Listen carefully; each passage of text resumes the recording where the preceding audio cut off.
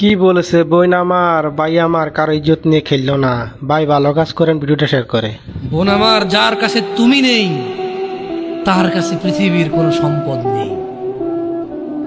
বোন আমার, 12 বছর 15 বছর বয়সে তুমি কেন বিবাহের পূর্বে আরেকজনকে তোমার শরীর ধরতে দাও? আর যুবক ভাই আমার, কি বলিস কি তুই?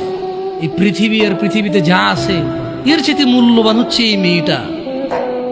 তো এরকম মূল্যবান একটা জিনিস ওর ধরে ছুঁয়ে তুই ওকে ওর মূল্য কমিয়ে দিবি?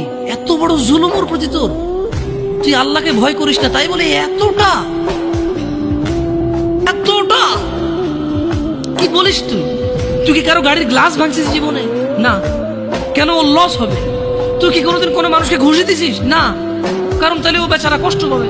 তুই কি জীবনে কারো পেটে ছুরি ঢুকাই দিছিস? না, ও মরে যাবে, তাহলে ওর ফ্যামিলি ক্ষতিগ্রস্ত, লসে পড়ে যাবে। তুই কি কারো টাকা মারছিস কোনোদিন? না, তাহলে ওর ফ্যামিলি টাকার কারণে কষ্ট পাবে। তাহলে তুই এত ছোট ছোট বিষয়গুলো খেয়াল রাখিস যে আরেকজনের লস হবে? তাহলে তুই এই মেয়েটার জীবনটাকে তুই কি করলি?